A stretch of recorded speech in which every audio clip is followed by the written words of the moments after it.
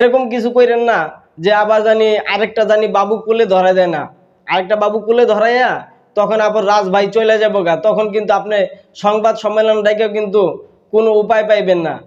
আসসালামু আলাইকুম দর্শক, সবাই কেমন আছেন? আশা করি আলহামদুলিল্লাহ ভালো আছেন।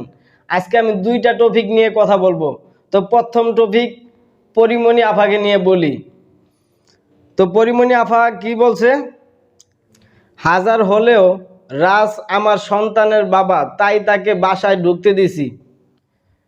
মানে পরিমণির প্রাক্তন স্বামী সে রাত্রের বেলা গভীর রাত্রে পরিমণির বাসায় ঢুকছে।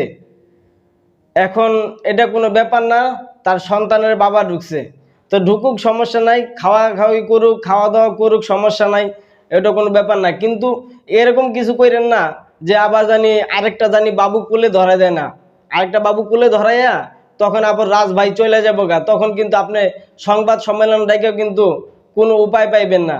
তাই বাসায় ঢুকতে দিবেন, দেন, সমস্যা নেই, খাওয়া দাওয়া করাই দেন, সব কিছু করেন, কিন্তু বাবু জানি কুলে না আসে, এইদিকে একটু খেয়াল রাখেন।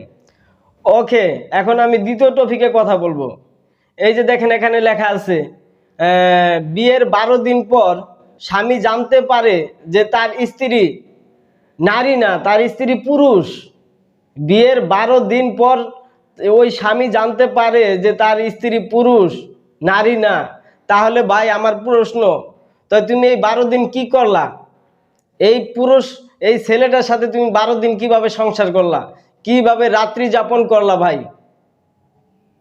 যদি একটা তুমি, আমার মনে হয় তুমি সুস্থ সবল লোক ছিলা না। যদি সুস্থ সবল লোক থাকতা তাহলে এই 12 দিন তুমি যে সংসার করলা কিভাবে? আপনারাই বলেন যে 12 দিন কিভাবে সংসারটা করলো, যে 12 দিন পর জানতে পারলো যে তার স্ত্রী আসলে নারী না, তার স্ত্রী একজন পুরুষ, তার মধ্যে একজন পুরুষ। এটা কিভাবে সম্ভব হয়? এই 12 দিন কি সে মাতাল অবস্থায় ছিল?